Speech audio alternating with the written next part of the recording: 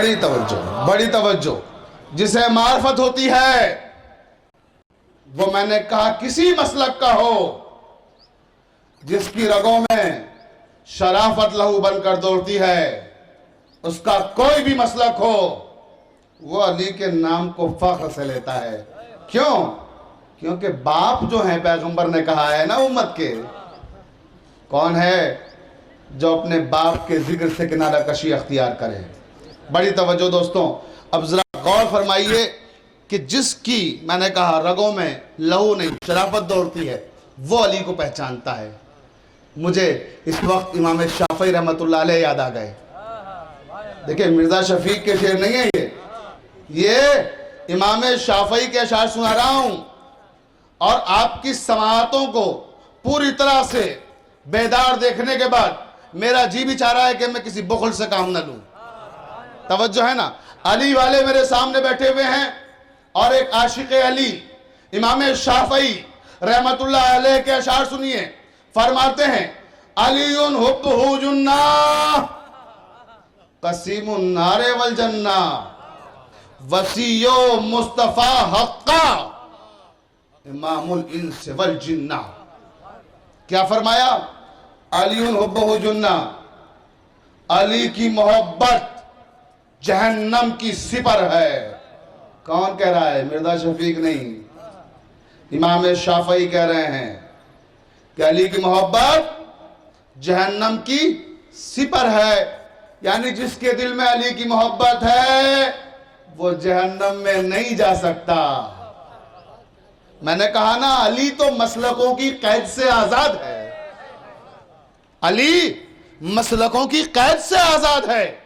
इमाम शाफई कह रहे हैं जिसके दिल में अली की मोहब्बत है वो जहन्नम में नहीं जा सकता।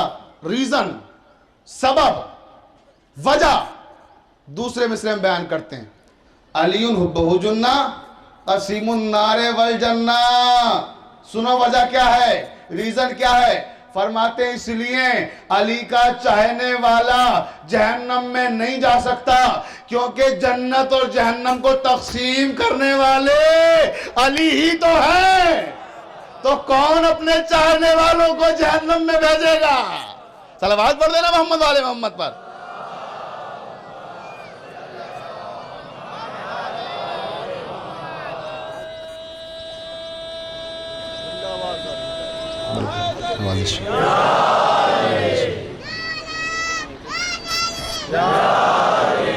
ये देखिए मैंने कहा था ना कि अली का जिक्र और अली मसालक की कैद से बुलंद हैं, उससे मसालिक और मज़ाहिब की कैद में महदूद नहीं किया जा सकता। उसी तरह सीनो साल की मंजिलों से भी बाला है। देख ना आप छोटे छोटे बच्चे माशाल्लाह नारे लगा रहे हैं। बड़ी तवज्जो। शर्त यह है कि छोटा हो या बड़ा हो शराफत लहू बनकर दौड़े। तवज्जो है ना। तो अली अली अली अली अली अली अली अली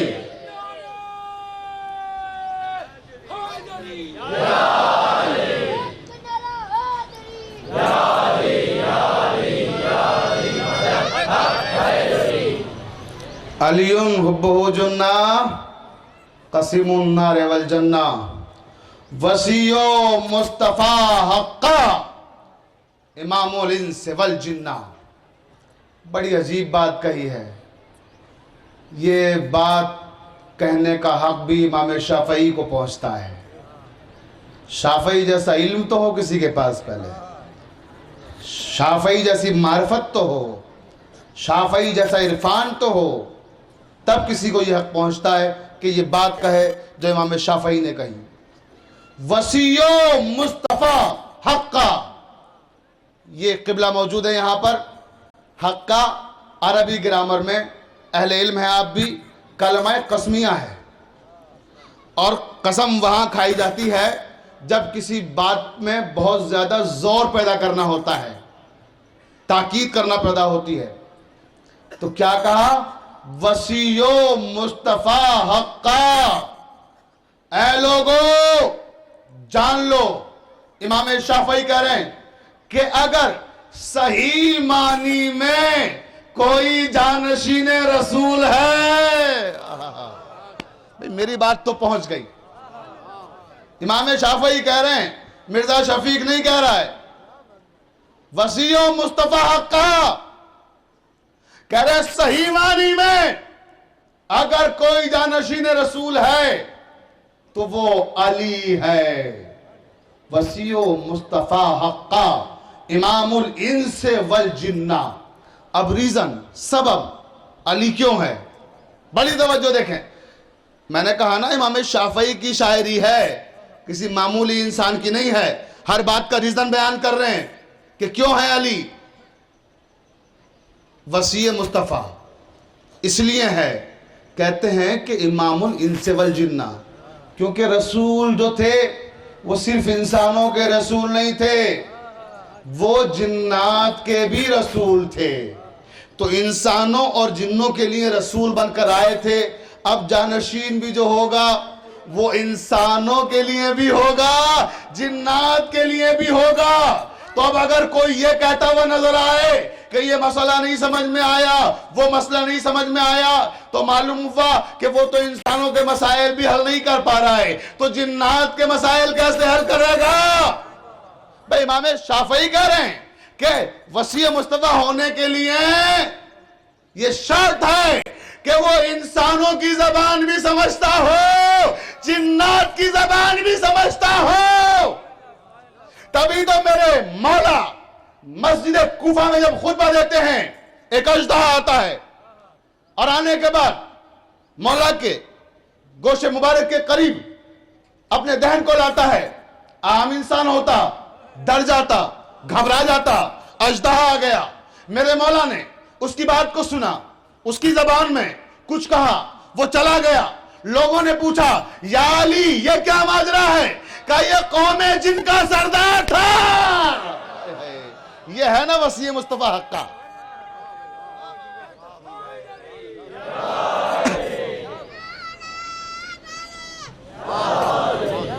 बलान तरीन मोहम्मद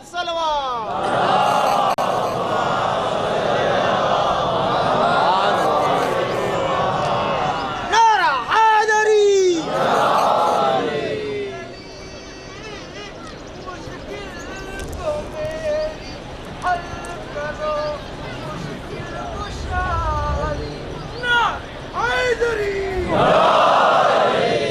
जिंदाबाद। मौला आपको इसका बेहतरीन अजर दे। जब इस तरह नारा लगाते हो तो बड़ा सुकून मिलता है, मुझे बड़ी राहत मिलती है। और मोमिन को राहत देना, सुकून देना भी इबादत है। तवज्जो है ना जाने मोहतरम। मैं शुक्रगुजार हूँ आप सबका, बड़ी तवज्जो से आप समाअत फरमा रहे हैं। अब आइए ज़रा सा, जब आप बेदार हैं तो फिर मैं इमाम शाफई के कुछ और अशार सुनाता हूँ। इमाम शाफई फरमाते हैं, क़िबला पूरी तवज्जो चाह रहा हूँ। लो अन्नल मुर्तज़ा अबदा महल्ला लकानल खल्को तुर्रन सज्जदा कफाफी मौलाना। बड़ी तवज्जो फरमाइएगा, इमाम शाफई के अशआर हैं। कफाफी फजले मौलाना अली इन। बड़ी तवज्जो, क्या फरमा रहे हैं इमाम शाफई? लो अन्नल मुर्तज़ा बदा महल्ला लकानल खल्को तुर्रन सज्जदन ला कफाफी फजले मौलाना अली इन वको शक्के फी है अन्नहुल्ला व माता शाफई लसा यदरी अली रब्बहुल्लाह। क्या कहा? लोनल मुर्तज़ा बदा महल्ला लकानल खल्को तुर्रन सजुदन ला। या अली, अगर ये दुनिया जान ले कि आपकी अजमत क्या है, आपकी फजीलत क्या है, तो सारे दरवाजे छोड़कर आपके कदमों में आ जाए। सारे दरवाजे छोड़कर।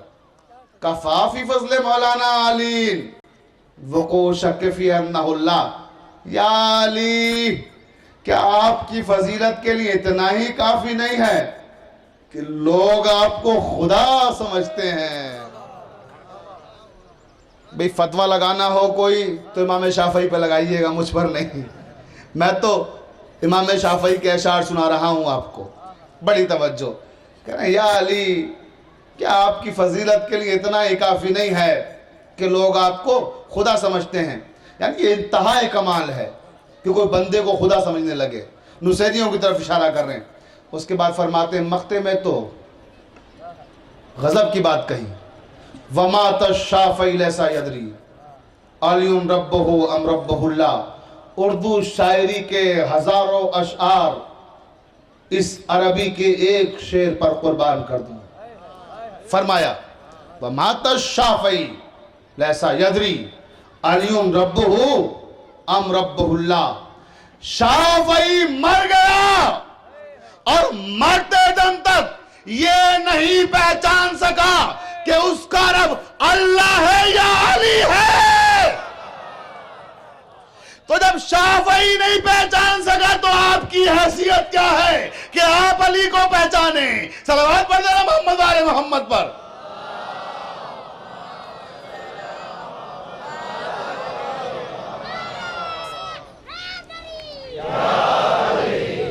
इतना बड़ा आलिम कह रहा है, इतना बड़ा आरिफ कि मैं पहचान नहीं सका कि मेरा रब अल्लाह है या अली है। बाज़ीज़ों, सिलसिला कलाम इंशाअल्लाह जारी रहेगा।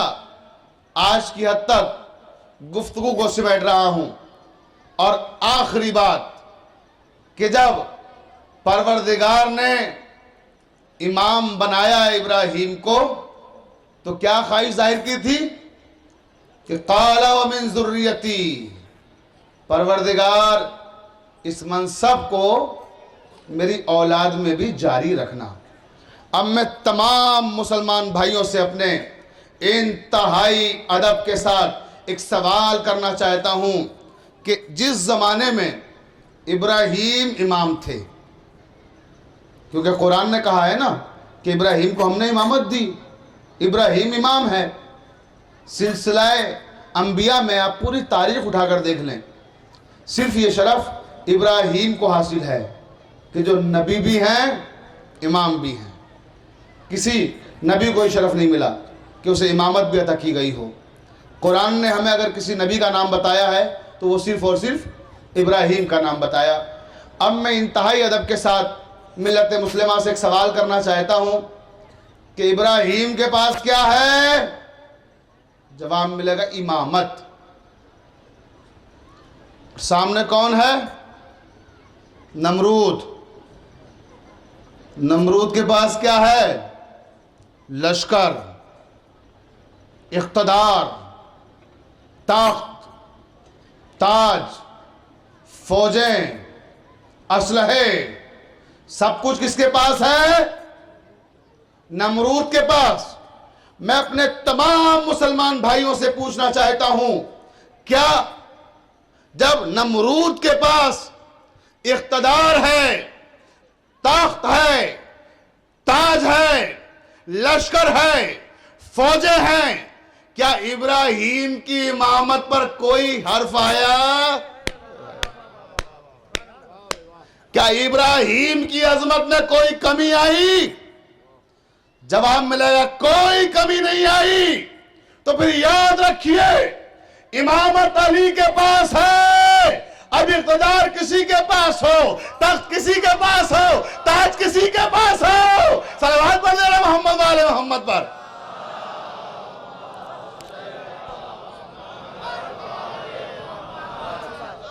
भाई इमामत तो अली के पास है ना, इमाम अली है। बाज़ीज़ान मोहतरम, इंशाअल्लाह जहां गुफ्तगू आज छोड़ रहा हूं, कल से यहीं से शुरू करूंगा। लेकिन बात इमामत पर हुई और मौला अली के तस्करे पर, तो जी चाहता है कि इख्तिताम भी मौला की एक नसीहत और एक हिदायत पर कर दूं, और वही माले मजलिस होगा आज की हद तक। क्योंकि यहाँ खातून जन्नत आती हैं और वो मेरे इल्म का मुजाहिरा देखने नहीं आती हैं, वो अपने लाल के लिए चंदा आंसू लेने के लिए आती हैं। अज़ादारों, इसलिए गिरिये में कोई कमी ना करना। मैं भी कोई कमी नहीं करूंगा मसायब में। आपको वादा करना है कि गिरिये में कमी नहीं होगी। और आइए अब मैं आपको मौला की एक हिदायत, एक नसीहत सुनाता हूँ। अल्लामा रज़ाज़ादा ने अपनी किताब ज़ैनब कुबरा में लिखा है कि जिस वक्त इमाम अली का इक़्तिदार ज़ाहिरी खिलाफत का ज़माना था कूफे में, और आप कूफे में रहते थे। तो जनाब ज़ैनब सलामुल्लाह अलैहा अपने शौहर के साथ मदीने में रहती थी, जनाब अब्दुल्ला के साथ। वो मदीने में और इधर मौला कूफे में। हर रमज़ान के महीने में जब भी रमज़ान आता साल में, तो मौला जनाब अब्दुल्ला से इजाज़त लेकर जनाब ज़ैनब को कूफे बुला लेते थे, और शहज़ादी कूफे में आके दर्से कुरान देती थी 1 महीना।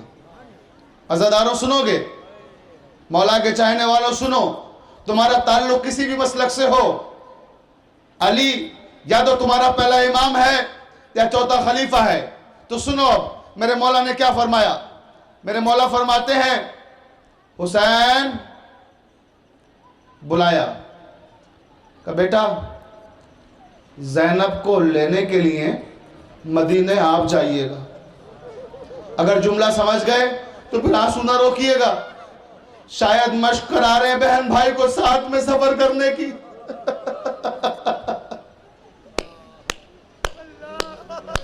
मेरी माँ बहनें सुने, जहां जहां तक मेरी आवाज जा रही है, उन्हें शहजादी ज़ैनब को फुर्सत देना है। अपनी माँ बहनों की खुसूसी तवज्जो चाह रहा हूं इस जुमले पर। मेरी माँ बहनों, अगर आवाज पहुंच रही है तो ये जो मोमिन मेरे सामने बैठे हुए हैं, ये तो फुर्सत देंगे ही शहजादी को, लेकिन तुम्हारा खुसूसी हक है, तुम्हें इस जुमले पे फुर्सत देना है। मौला ने फरमाया, हुसैन ज़ैनब को लेने के लिए आप मदीने जाइएगा, लेकिन मेरे लाल इतना ख्याल रखना। मौला फरमाते, इतना ख्याल रखना, जब मदीने से चलना तो बेटा ऐसे वक्त चलना कि कूफे आते आते शाम हो जाए। अभी जुमला नहीं समझे, अगर समझ गए तो फिर अपना आंसू न रोकिए। क्या फरमा रहे हैं कि ऐसे चलना कि कूफे आते आते शाम हो जाए। मौला फरमा रहे हैं कि ऐसे आना बेटा कि शाम हो जाए। अच्छा हुसैन सुनो, अगर किसी वजह से दिन की रोशनी में कूफे की सरहद के करीब पहुंच जाना, तो बेटा ज़ैनब को वहीं रोक देना। दिन की रोशनी में कूफे के बाजार दिन की रोशनी में कूफे के बाजार से न लाना। मैं कहूंगा या अली, आज तो हुसैन भी साथ में है, ज़ैनब बाहिजाब आएगी, लेकिन यही कूफा होगा। अली की बेटी बेमकना चादर हाथों में रस्म बंधी हुई होगी, इसी बाजार से गुजरेगी। अज़ादारों, मौला आपको कोई गम न दे सिवाय गम हुसैन के। आप हक के गिरिया अदा कर रहे हैं। मैं उस मंजिल तक आ गया जहां आपको लाना था। अल्लामा लिखते हैं कि जनाब ज़ैनब जब कुरान पढ़ाती थी अपनी शागिर्दाओं को, जो कूफे की तालिबात होती थी, जब जाने लगती थी कूफा छोड़कर मदीने जाना होता था, तो सारी तालिबात शहजादी से मुलाकात के लिए आती थी। उन्हीं तालिबात में एक तालिबा थी, गरीब घर की बच्ची थी, जिसका नाम नवार था। ये सारी बच्चियां जब आई शहजादी से मिलने के लिए, तो सब शहजादी के लिए कोई ना कोई तोहफा लेकर आई थी। वो इतनी गरीब बच्ची थी कि कोई तोहफा नहीं ला सकी थी। तो हाथ जोड़ के कहती है, शहजादी मुझे माफ कर देना, मैं गरीब हूं, मैं कोई तोहफा आपके लिए नहीं ला सकी। तो शहजादी ने फरमाया, नवार घबराती क्यों हो, हमने इनके तोहफे कब कबूल किए हैं। हमारे लिए तोहफा यही है कि जो हमने तालीम दी है उस पर अमल करना। अज़ादारों सुनोगे। उसके बाद नवार कहती है, शहजादी अगर इजाजत दे तो एक गुजारिश करना है। बीबी कहती है, बताओ नवार क्या बात है। कि शहजादी मैं बड़े गरीब घराने से हूं, मेरी एक गुजारिश है। फरमाया कहो क्या कहना चाहती हो। कहा अभी तो मैं गरीब घराने से हूँ, शायद जब मेरी शादी हो जाए तो किसी अच्छे घराने में हो, तो आप मुझसे इतना वादा कर लीजिए मेरी शादी के बाद जब अज़ादारों अगर समझ गए तो आंसू न रोकिए।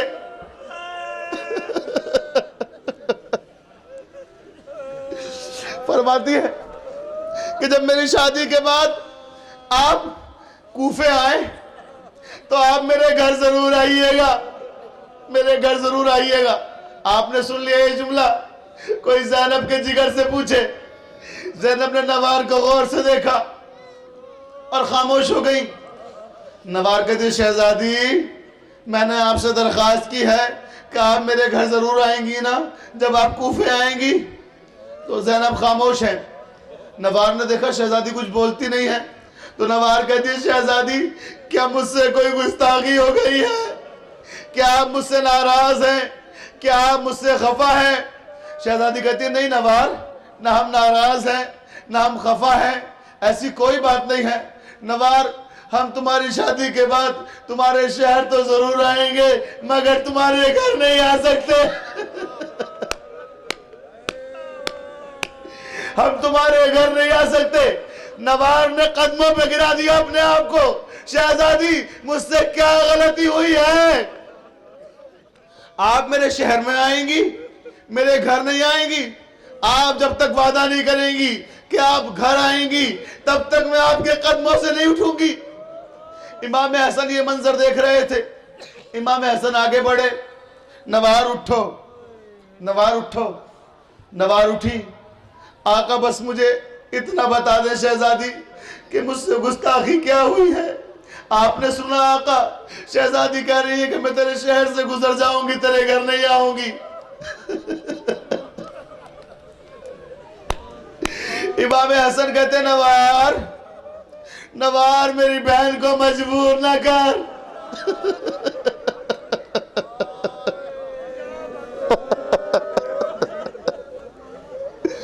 मौला कोई गम न दे, आप हक के गिरिया अदा कर रहे हैं, अज़ादारों सुनोगे। इमाम ने फरमाया नवार मेरी बहन को मजबूर ना कर, मेरी बहन को अजियत ना दो। आका इसमें अजियत क्या दे रही हूं, मैं तो दरख्वास्त कर रही हूं अपने घर आने की। ठहरो नवार। हुसैन, आका हुसैन को बुलाया, कहा हुसैन इधर आओ। हुसैन आए। आका हुसैन सर झुका के खड़े हो गए। बड़े भाई हैं ना इमाम हसन, खड़े हुए, भाई के सामने सर झुका के खड़े हो गए।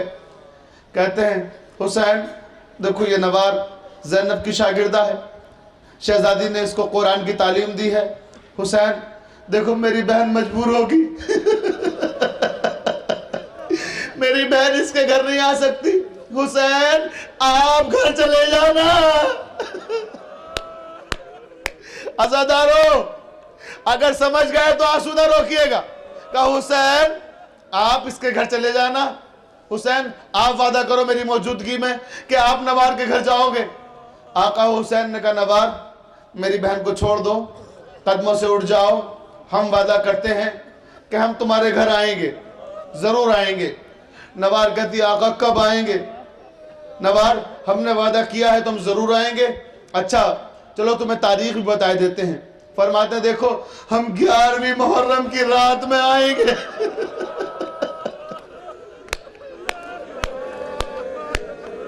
नवार जब हम तुम्हारे घर आएंगे हमें पहचान लोगी। नवार आका कैसी बात कर रहे हैं, मैं और आपको नहीं पहचानूंगी, आपकी कनीज हूं, ज़ैनब की शागिर्दा हूं।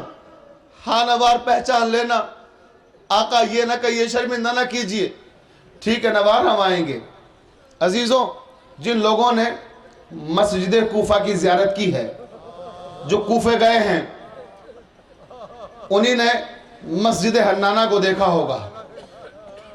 जो नहीं गए हैं मैं एक जाकिर हुसैन होकर मिंबर से दुआ कर रहा हूं कि आका हुसैन इन सबको मस्जिद हन्नाना की ज़ियारत की तौफीक अता फरमा। इन्हें ज़ियारत रोज़ा इमाम हुसैन का शरफ बख्श, इन्हें ज़ियारत शहजादी ज़ैनब के रोज़े का शरफ बख्श। अज़ादारों मौला आपको ज़ियारत हुसैन और ज़ियारत शहजादी ज़ैनब सलामुल्लाह अलैहा का शरफ बख्शे।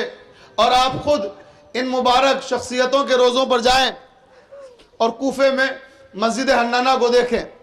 मस्जिद हन्नाना जहां पर है वही वो जगह है जहां नवार का मकान था। सुनोगे सदारों, अब जो जा चुके हैं वो अपने जहन में ले आए मस्जिद हन्नाना को। वहीं पर नवार किसी जमाने में रहा करती थी। रावी कहता है कि नवार की शादी हो गई और नवार हर 11वीं मुहर्रम को अपने इमाम का इंतजार करती थी। वक्त गुजर गया, बड़े सुकून से सुनो इंशाल्लाह, बहुत गिरिया करोगे ज़दारो। मंजिल करीब आ रही है, मैं मजलिस खत्म कर रहा हूं। जैसे ही 11वीं मुहर्रम आती थी, नवार सुबह से शाम तक इमाम का इंतजार करती थी। और वो 11वीं मुहर्रम भी आ गई जो सन 61 हिजरी से ताल्लुक रखती है। रावी कहता है नवार कभी छत पर जाती, कभी दरवाजे पर आती। मेरे आका आने वाले होंगे, आका ने वादा किया था कि मेरे आका आएंगे। शाम हो गई, आका नहीं आए। छत पे चढ़ी, मदीने से आने वाले रास्ते को तक रही है, शायद मेरे आका आ रहे हो। एक मरतबा मदीने का रुख करके कहती है आका, आका आप नवासा रसूल हैं, आप अली के बेटे हैं, आप जहरा की जान हैं, आपने वादा किया है आप जरूर आएंगे। ऐसा नहीं हो सकता कि आप वादा करें आप ना आए। नवार जिंदगी की आखिरी सांस तक आपका इंतजार करेगी। ये कहकर छत से नीचे आई। जुमले पढ़ नहीं पाता हूं, ज़रा सुनोगे। जैसे ही दरवाजे पे दस्तक हुई, नवार दौड़ के गई, शायद मेरे आका आ गए, शायद आका आ गए। दरवाजा खोला, क्या देखा कि नवार का शौहर दरवाजे पे खड़ा हुआ है, कुछ हाथ में लिए हुए है। नवार कहती है कहां गए थे? खोली। नवार की शादी खोली से हुई है, बस समझ गए। अब अपने आंसू न रोको ज़दारो। खोली मलून दरवाजे पे खड़ा है। नवार कहती है कहां गए थे? 1 हफ्ते से बगैर बताए हुए चले गए थे। खोली कहता है नवार किसी जरूरी काम से गया था और रास्ता छोड़ो, अंदर आने दो, सवाल जवाब बाद में करना, बहुत भूख लगी है, जाओ जाके खाना बनाओ। नवार मुसल्ले को मोड़कर खाना बनाने में मसरूफ हो जाती है। तंदूर रोशन करती है, खाना बनाती है और शौहर है ना नवार का, खाना लगाती है, कहती लो खाना खा लो, अब मैं नमाज पढ़ने जा रही हूँ। फिर मुसल्ले पे आ गई, फिर नमाज पढ़ने लगी। उधर उसने खाना खाया और खाना खाने के बाद सोचता है अगर मैं इसे यूं रखा रहा, जो लेकर आया ना साथ में, क्या है समझ गए आप? वो आका हुसैन का सर है जो हमारे साथ ने इसे दिया है और कहा है कि जाओ 11वीं मुहर्रम की सुबह को काफिला रवाना होने से पहले इसे भेज दिया था कि तुम ये सर ले जाओ, छुपा कर ले जाना, रात की तारीकी में कूफे में जाना, कहीं ऐसा ना हो रास्ते में बनी असद के कबीले वाले ये सर छीन ले, इसे नेज़े पर कूफे से बुलंद करना, इस सर को छुपा कर ले जाओ। वो छुपा कर ले आया, रात की तारीकी है, सोचता है कि नवार कहीं से देख ना ले। उस सर को उठाया, तंदूर को खोला, याद है ना इसी तंदूर में भी खाना बनाया था। अज़ादारों क्या सुन रहे हो? मैं क्या पढ़ रहा हूं? तंदूर में इमाम के सर को छुपा दिया, तंदूर को बंद कर दिया, जाके मलून सो गया। उधर नवार मुसल्ले पे बैठी हुई है, नमाज शब पढ़ रही है। नमाज शब के दरमियान में जब दुआ के लिए हाथ उठाए तो देखा तंदूर से एक रोशनी है जो आसमान तक जा रही है। तंदूर से एक रोशनी है जो आसमान तक जा रही है। उस रोशनी को देखा गौर से। रोशनी देखने के बाद नमाज को वहीं पर रोका, तंदूर के पास आई। ऐ मेरे रब खैर हो, ये रोशनी कैसी तंदूर से आसमान की तरफ जाती है? तंदूर को खोला, अब जो तंदूर को खोला तो क्या देखा कि तंदूर के अंदर एक सर रखा हुआ है। उस सर से रोशनी है जो आसमान की तरफ जा रही है। नवार कहती है मैंने उस सर को निकाला। बड़े सुकून से सुनो, बस 2 जुमले और मजलिस तमाम हो रही है। मैंने उस सर को निकाला, सर पर राख लगी हुई थी, खाक लगी हुई थी, खून लगा हुआ था। मैंने अपनी चादर से उसे साफ किया। जब मैंने चादर से सर को साफ किया आहिस्ता आहिस्ता, तो मैंने क्या देखा कि किसी मजलूम का सर लगता है। पेशानी जख्मी है, होठ फटे हुए हैं, रुखसारों पे जख्म है। जैसे मैंने उस सर को देखा, हाथों में लेके कहा परवरदिगार ये किसी मजलूम का सर लगता है। इसके होठों की खुशकी बता रही है इसे प्यासा शहीद किया गया है। इसके होठों की सुर्खी बता रही है कि इसे प्यासा शहीद किया गया है। परवरदिगार ये किसी मजलूम का सर लगता है। परवरदिगार ये किसी मुसाफिर का सर लगता है। परवरदिगार ये किसी गरीब का सर लगता है। परवरदिगार तुझे मेरी नमाजों का वास्ता। बस आखिरी जुमला, मजलिस तमाम हो रही है। परवरदिगार तुझे मेरी नमाजों का वास्ता कि इस सर को कुव्वत गोयाई दे दे। मैं एक सवाल कर लूं, बस मुझे जवाब मिल जाए। ये कहकर सर को हाथों में लिया, परवरदिगार मेरी नमाजों को कबूल कर लेना और मुझे इस सवाल का जवाब इस मजलूम के सर से मिल जाए। ये कहकर हाथों बुलंद करके पूछती है, ऐ मजलूम के सर क्या बताओगे तुम कौन हो? तुम्हें बहुत ऐसा लग रहा है बहुत तुम्हें सताया गया है, बड़े जुल्म हुए हैं तुम्हारे ऊपर, तुम्हें प्यासा शहीद किया गया है, तुम्हारे लाशे को पामाल किया गया है, तुम्हारे चेहरे के जख्म बता रहे हैं, तुम्हारे ऊपर से घोड़ों को दौड़ाया गया है। ये कह के कहती है मजलूम के सर जरा बताओगे कि तुम कौन हो? आजादार हो। एक मर्तबा कटे हुए होठों में जुम्बिश हुई, आवाज आई नवार जहरा का लाल तुम्हारा मेहमान बना है। नवार तुमने हमें पहचाना नहीं। नवार हम तुम्हारे घर आ गए। परवरदिगार परवरदिगार ये मेरे आका हुसैन का सर है। आका जब मेरे आका को शहीद किया गया हो, परवरदिगार परवरदिगार खुदा करे कि ज़ैनब ना हो। आवाज आई नवार, मेरे खुश्क गले पे खंजर चल रहा था, ज़ैनब खड़ी हुई देख रही थी।